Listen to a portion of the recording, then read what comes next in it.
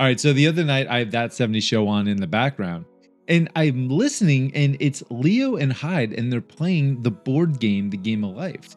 Now they're sitting there in the photo hut. It's like where they both work or whatever. And anyway, so they're playing, and I hear Leo say something to Hyde about, "Oh, I just had twins." And I'm listening to them talk about this board game and the steps that it's basically replicating of what the script of our life is supposed to be, and how they're bragging about, that he had twins and that he's got a college degree. And I'm sitting there and it's resonating with me. And I'm like, that is not right. Like, I started thinking about the board game and the way you win this game. Like, first off, it takes you through the steps that we've been told about with the script of life that we're supposed to have, where you go to college and get married and have children and make money and buy a bunch of stuff, and you save and make investments. So at the very end, I think when you get to the end of this game, you basically have these like millionaire estates that you can move into if you've made enough money. And at the end, once everybody retires, you accumulate and you look at your net worth, and whoever has the most net worth wins the game of life. And that really stuck with me. I started thinking about this board game and the script of the life that we've been given. Like, the way you win at life, it basically is defined by your net worth. Like, we have been taught this through, the school system and just through board games, and just the way society portrays it is that the only way that you've had success in this life is based on how much money you have. And I thought to myself, I'm like, no, that is not right. That can't be right. There's so many people out there with a lot of money, millionaires and billionaires, who are completely unhappy. So you're telling me that the only way to really, look at your life and say if it's a success is by how much money you've accumulated and the possessions that you have, even though when you die, you can't take any of that with you. So I started thinking about, I'm like, no, this is not, like, this script that we've been given is not correct. And I started thinking, like, what are the real things in this life that provide value and truly make us feel fulfilled, make us happy, make us feel like the life that we have lived is a success? But because it can't be money. Too many people with money are absolutely miserable. So it can't be net worth. So what is it? So I started looking, and I figured out there's a few items here that are so much more valuable than the accumulation of money. And the first one is time. Having the time to do the things that make you happy, the things that you love, is so valuable. I started thinking about, if you have a job and you are grinding at a job just to make money, and you're taking this time in order to make all this money and buy stuff just to make more money and keep buying stuff, like, where is the value and the happiness and the fulfillment in that? If the time that you're spending on this earth is to make the almighty buck. Now, I keep saying this, like, there's nothing wrong with making money. Like, even in the Bible, there's over 2,000 verses where the money is discussed. I mean, Jesus talks about money in like over 30 parables.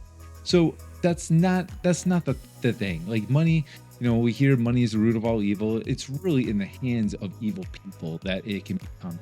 Like, there's a lot of good people out there that do great things with money. And I think wanting to live a life of financial freedom, there's nothing wrong with that. Even in the Bible, it talks about living an abundant life. So when I'm saying all this is, how are you living your life? Are you looking at money like it's the main feature, it's the trophy in this life, when it should be a tool?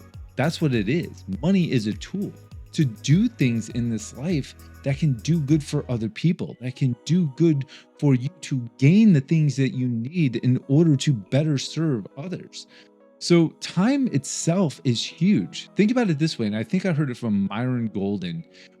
He said it beautifully when he gave an analogy saying, like, let's say you have someone and they are willing to give you $400 million, right? You would obviously take the money, but the caveat is you have to end your life.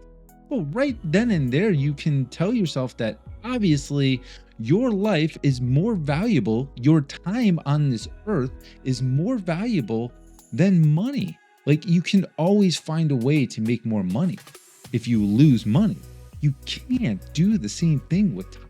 Once time is gone, it's gone. You can't buy it back. You can't do anything to get your time back. So if you're spending all your time to make money, well, then you're really not living life. You want to take that time, to, and this is part of the second thing I realized, take that time to spend it with people that you love and cherish and you love to be around, and finding friends that truly love you for who you are. They accept you for who you are. Do you know how rare that is nowadays, to find people who truly care about you and love your quirkiness and your dorkiness or all the weird things that you do, and they just love you, like, and they would do anything for you and you would do anything for them. And friendship like that is so hard to come by. It's invaluable. That is what, like, the feeling you get to have people like that in your life is worth so much more than money itself, because people will look for ways to pay to have something like that.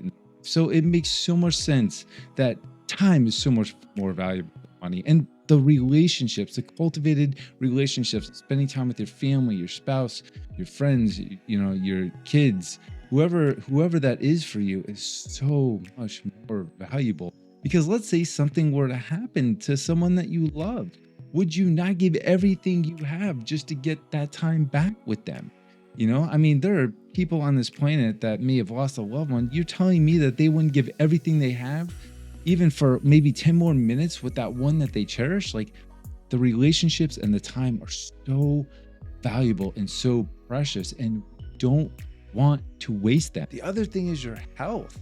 Like, having good health, taking care of your body, feeling good about you, eating right, taking the time to go for walks, be out in nature, spend time on this planet with the experiences that allow you to move. And I mean, let's put it this way. If you didn't have the mobility in your legs and you were told that you could never walk again, would you not try to pay anybody to get that ability back, right? To be able to stand up and just walk again like normal.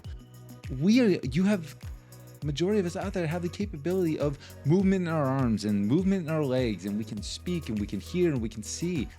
Some people don't have that ability. They lose their eyesight, they go deaf.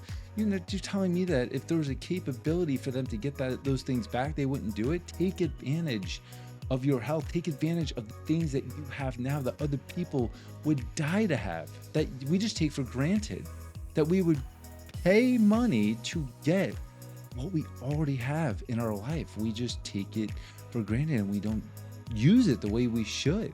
So your health is so important. And if there is a diagnosis that is not, it's not a good one, again, all you're doing is spending money to get your health back. Take care of yourself. God designed us to be able to regenerate and heal and build muscle and improve our lives. And we should be taking advantage of that every single day and not taking it for granted. All right, the last thing is purpose. Have purpose in this life. Purpose is such a gift that we've been given, because we have all been given skills and gifts and ways that we can use these skills and these gifts in order to better other people's lives, in order to serve others. And when you find this purpose, this thing that is just so easy for you to do, that it takes the least amount of effort, and it just feels so natural and so good when you do it, whether it's playing a guitar and that is your gift, singing, doing art, playing a sport, creating things that are going to better other people's lives. There is nothing more valuable than that, because then you can create something that is going to ultimately be a flow for you. And what I mean by a flow, it's you'll get into it and time kind of collapses, and it feels so good when you are doing it and when you are creating it. And doing something that you love, that comes so natural to you, that is a natural gift, and turning that into a purpose, which can then turn into something that could be a career for you, that's when the money will just naturally come. And God will always provide when you utilize the gifts that He's been given to you in order to serve others better. And He will constantly provide to make sure that you have everything that you need, all the resources that you need to keep building and growing and becoming better when you put your full mindset in it and you trust Him to provide. And that is when the money naturally comes in. When you are thinking unselfishly, when you are thinking about your purpose and how you can better serve others, is when that life of abundance just starts to manifest in you, because God loves somebody that gives with a grateful heart. God loves somebody that uses and maximizes their skill set for His will, for the potential to help others around them. So, as much as the game of life is a lot of fun to play, especially with family. And the script is pretty cool as far as going to college and seeing the investments that you can make and getting that big money and building it all up and winning the game of life with your net worth. Your net worth isn't what makes you a success in this life. It's all these things that we just talked about. It's maximizing your time, maximizing the relationships you have, really finding a way to create a healthy body and use your body in order to experience life at its fullest. Go exploring, move around, go hiking, go boating, like do things, get outdoors, get outside, get off the couch, and really just enjoy this life that you've been given. And then identifying your purpose. Figure out your purpose, figure out that thing that makes you so happy that you can't wait to do it. And I think it was Mihai Csikszentmihalyi that identified the flow theory. And the flow theory makes so much sense because as I do these videos, basically what the flow theory states is that this is where all my energy goes into, and it feels so good. And when I'm recording these videos and I go and I put them in my editing machine and I'm coming up with some great ways to really approach the editing, and then I post it in YouTube and I'm going through the description and I'm doing all these things I love. And the next thing I know, I look up and 3.5 hours gone by and it's like, how did that just happen? That's the flow. It's the flow because you just ultimately just zone into the thing that you love to do. And the whole time I'm doing it, I'm not worried about how much money I'm gonna make, how much time I just spent doing it. This is not a chore for me. I'm thinking about, how is this message gonna help other people's lives? How is this going to impact somebody and make their life better? That's what excites me. That's where the value comes in. And that's the game of life. That's how you win at the game of life. You win at the game of life by doing the right things for other people, loving others around you, and fulfilling the will that God has on you. And you will never feel like you've lost at this game. You will always feel like you're winning. And that is so much better than the script that we've been given in this game of life.